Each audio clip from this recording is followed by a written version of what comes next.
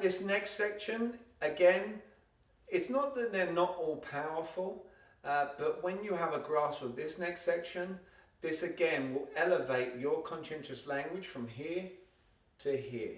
And it's quite simple principle. Never, and I repeat, never ever say the words, I want. Never say, I want.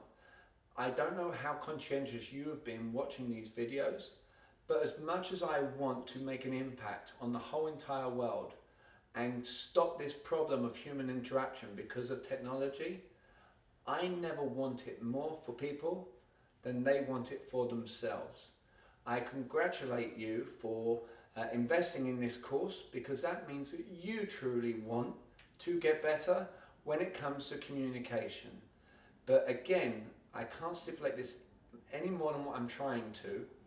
Never use the words I want. Think about this. Your kids, they come up to you. I've had my kids come up to me on several occasions and say, Daddy, all right, I want this, or can I have this? And the answer is always typically no. All right, it can be yes, but again, we always only ever want to ask questions that lead someone along a path as to what we want from life. So I'm not, when I share with you, go and teach your kids these things because you now learn them, understand that can come with a caveat, all right, that they could get very good at these things. So for example, if my son, who's now 11, almost 12, let's say he wants a cell phone, all right, but he, instead of being unsophisticated and saying, Daddy, can I have a cell phone? To which I can respond, no.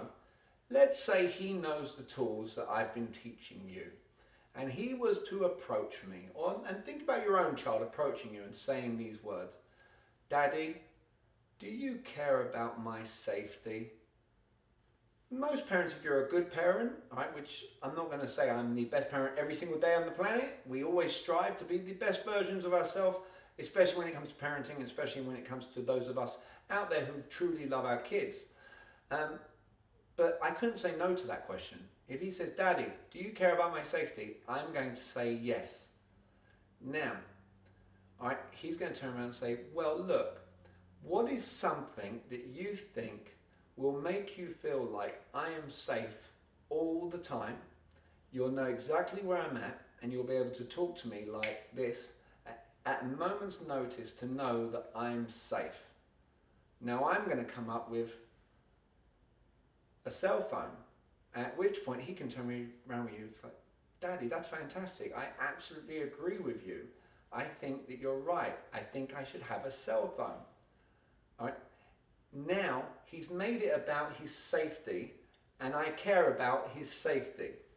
If after going through that situation, I was to say, no son, you're not getting a cell phone, he can now hold that in certain ways against me if he knows what to say. And if he was to turn around and say, I'm confused, Dad, you shared with me you care about my safety. A child just the other day, and it doesn't matter where you live around the world, all right, there's always can be criminal elements and opportunists. It doesn't matter where you live, all right. He could turn around and say, Dad, you know, right outside our school the other day, there was some strange man looking to abduct children. Right? That really wouldn't make you feel great if you weren't able to tell and know exactly where I'm at all times. All right? Then I'm going to be like, man, I really need to get him a cell phone. So again, it's about winning the conversation with the right questions. All right? Never saying I want something is going to become a critical part to your life, because this is a fact, unfortunately. Your parents and people that love and care about you, they may very well care about what you want from life. But the true harshness of reality is everyone else in the world, they don't care one bit about what you want. They only care about what they want. So if you can use dialogue going forward in your life, where instead of telling someone what you want to do for them, tell them why they would want to do it for themselves, all right? In terms of not telling them, but say the lines, you will want to do this because blah, blah, blah, blah, blah, is better than I want you to do this, so da, da, da, da, da, all right? It's just a very powerful tool. It's not the easiest thing to practice and get better at. I'm going to share that with you. It takes a long period of time to stop ever saying the words I want, but it really does come from that notion of nobody cares what you want. All right, so that is definitely a winning formula for you to understand for any conversations that you have going forward, whether that be your kids to you, you to your kids. And again, the reality is not consult a doctor before you teach your kids this stuff, but if you're going to teach your kids this stuff, just understand that they can certainly use it against you. And that leads to one important point. I haven't shared this during this whole course, but it's imperative that you understand everything that I teach is not to be used for the power of manipulation.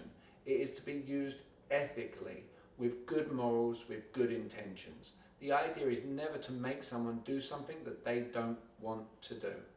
Right? That is not an answer, and it won't make you feel good in the big picture, the long-term scheme of things. So with that, thank you very much for watching that section, and it will most certainly help you going forward.